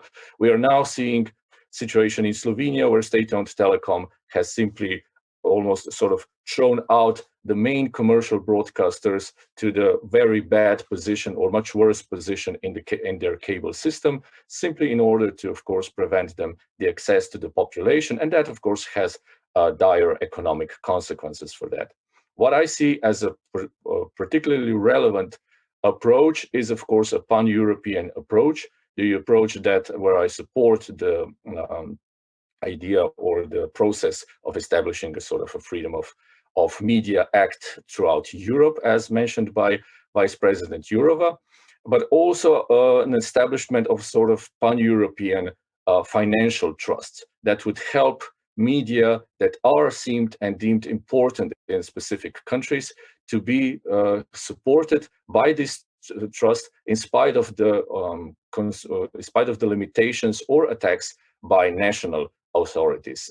We see a situation in Slovenia where the Slovenian press agency has been left without state funding for more than 6 months, in spite of 2 laws that request such financial situation. And it seems that the only sort of solution to that would be some sort of crowdfunding for simply to sustain the press agency. So we don't have, like my colleague Maria mentioned, a few years. We actually in Slovenia have only a few months. And the establishment both of European Act and European Fund for Media is, for me, a particularly relevant option. Thank you for giving me the floor. Thanks very much. Thanks very much, Marco, also for respecting time. And in all of this, television, despite the rise of social media, remain one of the key players and one of the essential stakeholders. So it is the right time now to give the floor to Nicola Frank, is with the European Broadcasting Union. And again, Nicola, please, we have to wrap it up. Thank you. Thank you very much, and thank you for inviting the EBU here to this important discussion. I mean, as we know, the motto of this year's day is information is a public good, and we believe that if public service media can work under the right conditions, public service media is also a public good, because they are funded by the citizens. Their mission is to serve citizens beyond the profit motive. But unfortunately, this role is increasingly being challenged. Economically, and that's what we're talking here today, public service media are a key asset of the media and information system, and more generally of the cultural and creative industries. They invest about 20 billion euro in content in Europe every year, and work with many partners, and of course, in this context. A series of impact studies in recent years in a couple of countries has demonstrated that €1 invested in public service media generates between 2.5 and 2.7 additional euros in the audiovisual sector in the respective economies. So that is quite significant. For news and current affairs programs, public service media spend in Europe 5.5 billion every year. And this results in many hours, many thousands of hours of output, of course. But it's not only about quantity, as we know, but it's about quality and the diversity of services. And in addition to the sort of regular news output, here are some examples of what we do. Also important to notice that during the pandemic, of course, there was the expectation that public service media change their programs and step up information programs, and they did this. They offer media and information literacy programs and services. They train journalists and other media professionals, which benefits the whole sector. They use independent fact-checking, and the EBU, as an organization, operates with its members a social media verification desk and a fact-checking channel, Flashlight. Partnerships are, of course, very important in this whole context. We cooperate with other members cooperate in an investigative journalism network. Then we are currently developing a digital hub that gathers high quality fact-based news from a range of our members who will make this available to audiences across Europe in a choice of languages. In this way, members offer a European perspective and not only a national perspective also.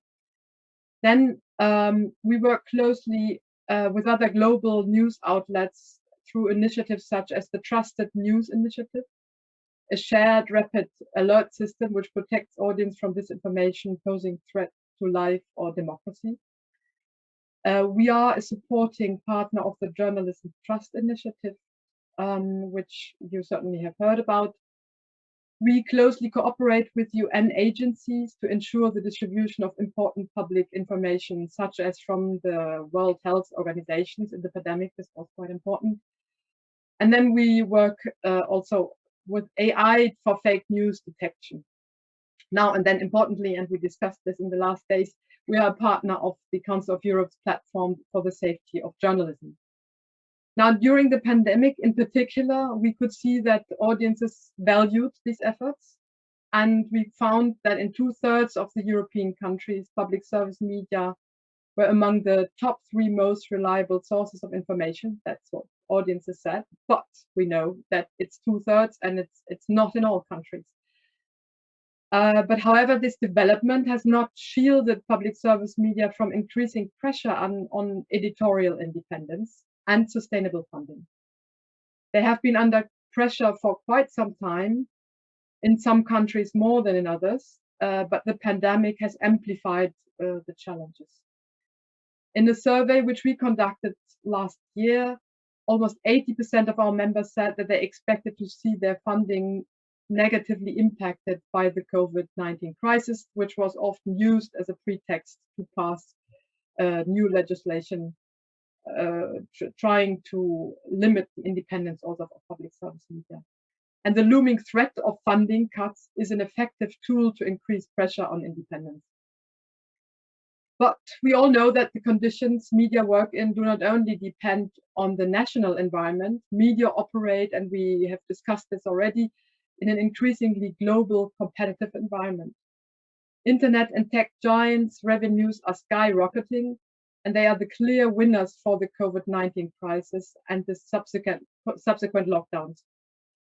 The crisis saw the revenues of the internet and tech giants shoot up. And as we heard earlier from Pierluigi, this development is a general development which has been going on for a number of years now. Then, in addition, global online platforms, and this was extensively discussed in the first panel, have evolved from distributors to gatekeepers, often disrupting the way content is displayed, attributed, and also remunerated. So what we think needs to be done, we need policies which need to take account of the role of online platforms and evolve accordingly so that they are fit for the future, if we really want to have free and independent media. Then it would be really important to have a recognition that public service media play a critical role for democratic societies if the conditions are right. They need sustainable funding, they must have the flexibility to innovate, and of course, they must be independent from political interference. And which goes along is that there needs to be a recognition that financial sustainability of public service media has a major role to play for the media and information ecosystem more largely. What we would also like to see, and this is a very good example here today, is a stepping up of cooperation between the relevant institutions, UNESCO, the EU, the Commission, the Council of Europe, OSCE, on media freedom issues. Important regulatory and standard settings initiatives are currently being discussed or announced. So it's really important that cooperation takes place in this context. We, as EBU, as public service media, we're ready, of course, to continue our cooperation as well with all the different partners, media stakeholders, media freedom organizations, and the institutions. And to come back, because I really like that at the beginning, what Vice President Jourova said at the beginning, information and media freedom is not about selling shoes. Policies need to reflect that information is a public good. Thank you very much. Thanks very much, Nicola. And we'll skip the Q&A, and I've discussed with my good friend Pierluigi Parcu simply to wrap it up, this conversation, before the rapporteur to the plenary, Elda Broggi.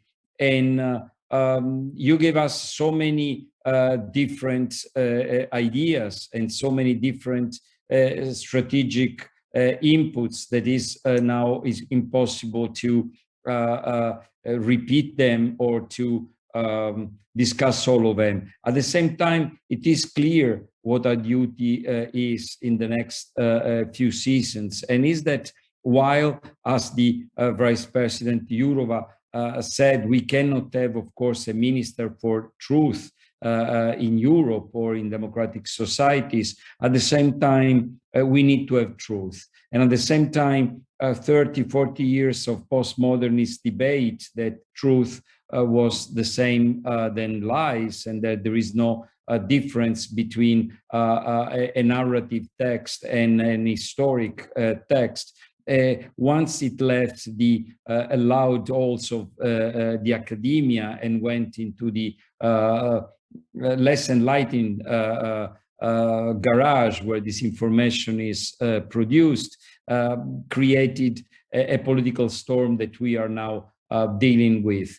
We have to rebuild trust in media, in governments, in democracies, in political institutions, in civil society. At the same time, we have to do this very humbly, engaging citizens that are mistrustful of us without at all banning them from the domain of political discussion. But at the same time, we have to be strong in saying if something is true and if something is not true, and we have not to indulge in any kind of mixing up of lies and truth. And Elda, please, is your time now, and we have and I think all of you really gained back lost time.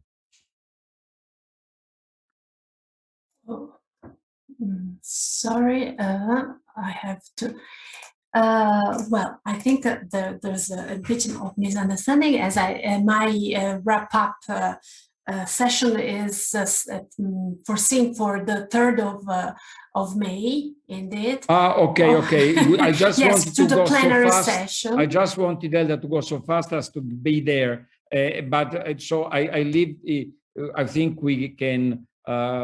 We have done our share. We have done our share yes, for today. What and I can kindly ask you, I mean, is of course I thank everyone for this very useful and interesting discussion. You were really all very, very informative, and I really thank a lot for this opportunity also to of this dialogue between different institutions and NGOs and the academia.